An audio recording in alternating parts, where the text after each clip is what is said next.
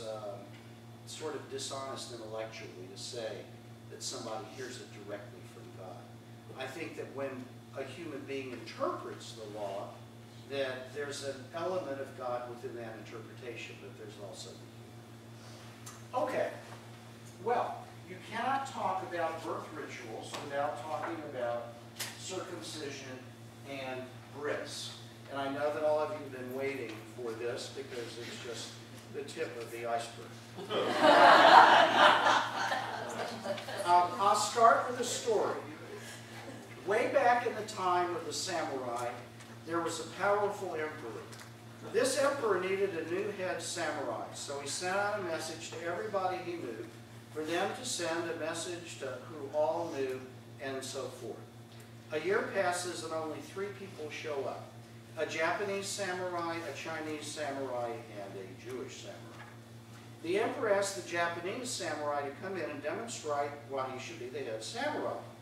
The Japanese samurai opens a matchbox and out pops a little fly. Whoosh!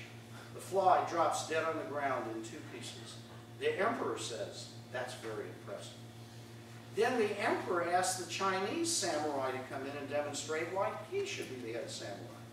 The Chinese samurai opens up a matchbox and out pops a little fly. Whoosh! Whoosh! The fly drops dead on the ground in 4 pieces. The emperor says, "That's really impressive." Then the emperor asks the Jewish samurai to come in and demonstrate why he should be the head samurai. The Jewish samurai thinks, if it works for the other 2. So the Jewish samurai walks in, opens a matchbox, and out pops a little fly. Whoosh! The fly, a gust of wind fills the room, but the fly is still buzzing around. The emperor says in disappointment, "Why is the fly not dead?" And the Jewish samurai replies, "If you look closely, you'll see the fly's been circumcised." Okay. Okay. Let me, we have a class in there. If you'll take one of these and pass them back. The whole concept of bris, or you always end up with that because you sit there, but thank you. The whole idea of bris or ritual circumcision comes directly from Torah. And it comes from Genesis, and what it is the covenant.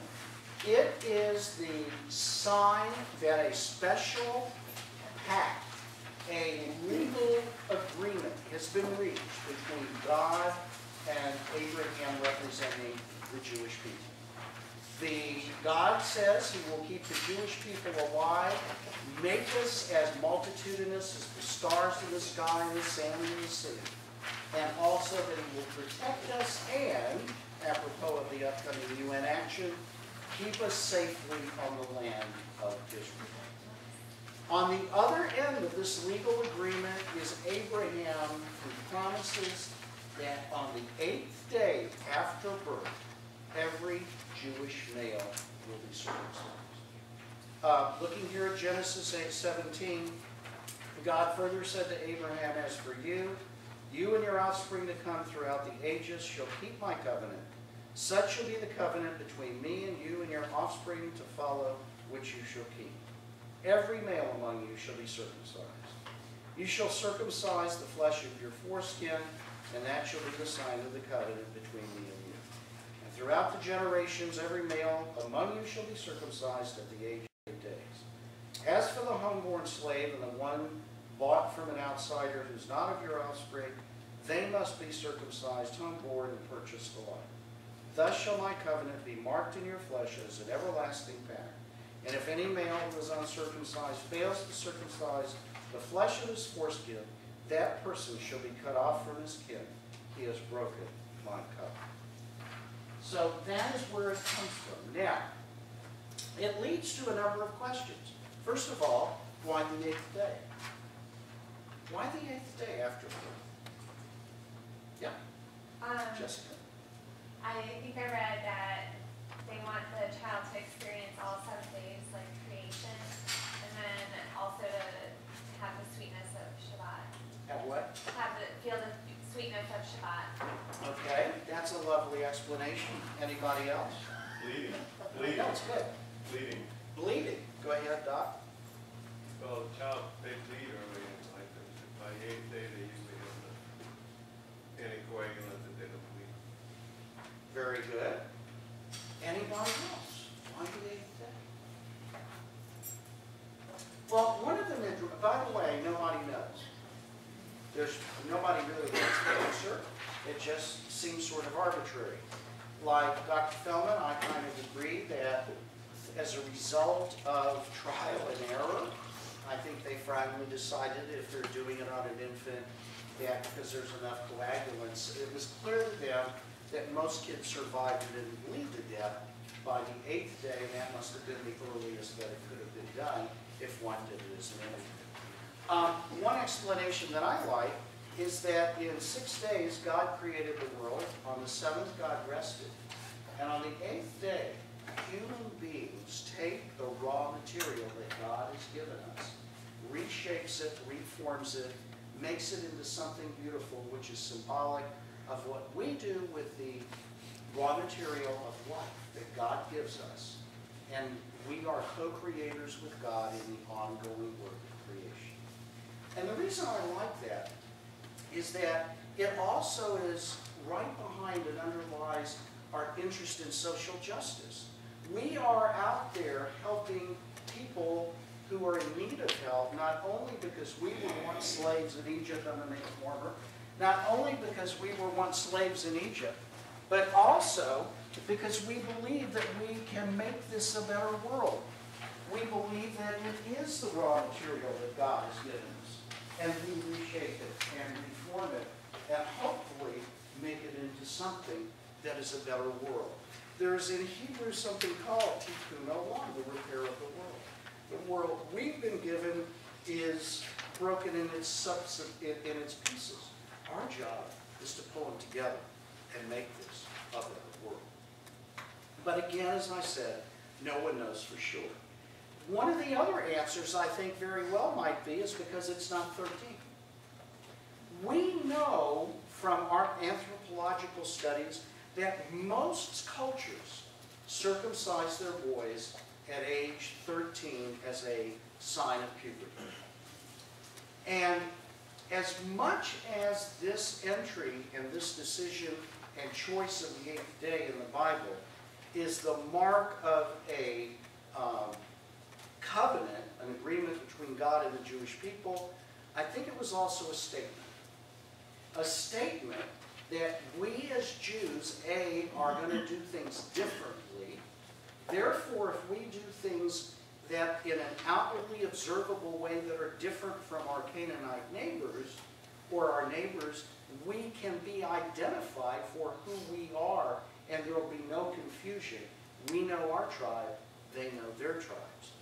In addition to that, I also think that Jews, for whatever reason, decided that putting the boys through that horrible pain of circumcision as an adult, when they would really remember it, was not a humane thing to do, and decided to bring it into early, right after birth childhood, before a child would remember, as soon as clotting was probably okay, and do that as a immediate birth ritual and substitute bar mitzvah at 13. Of course, a lot of our kids think at 13 and they're training for bar mitzvah, they drop a little blood here, but you know, we try to be as nice and kind to them as we possibly can. But I think that this was just like the near sacrifice of Isaac by Abraham was a statement that as Jews we don't engage in child sacrifice. This was a statement that we don't mutilate our adults. Another thing that I heard is, you know, why is the birth ritual built around something around the penis, an organ of regeneration, of fertility? And the idea, an explanation that I read, may be true, maybe not, is that the penis is a sign not only that seed continues on in the next generation, but that the Jewish tradition, the covenant, continues on into the next generation as well. So those are all kinds of different explanations as to why a bris, why the eighth day, and what it might mean historically. A bris does not make a Jewish child Jewish. It is only a sign of his Jewishness. When a child, by Orthodox law, is born to a Jewish mother, that child is Jewish at birth.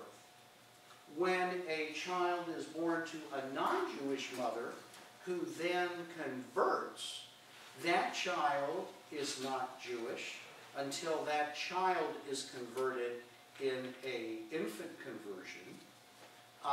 But if a mother converts to Judaism before the child is born, then the child is Jewish. Reform Judaism comes along and says, we have something called patrilineal descent. And no one else in the Jewish world agrees with us. We say as long as one parent is Jewish, as long as it is the intent of that family to bring their children up exclusively Jewishly in an active way, even though that child can certainly have passive interaction with non-Jews and non-Jewish family and the non-Jewish parent. As long as that kid, the intention is that the kid is Jewish, the kid considers himself as he or she begins to grow Jewish and basically exclusively Jewish, not half and half. As long as that kid goes through some ritual of Jewish education, whether it be bar mitzvah, confirmation, the Reform movement will consider that child Jewish.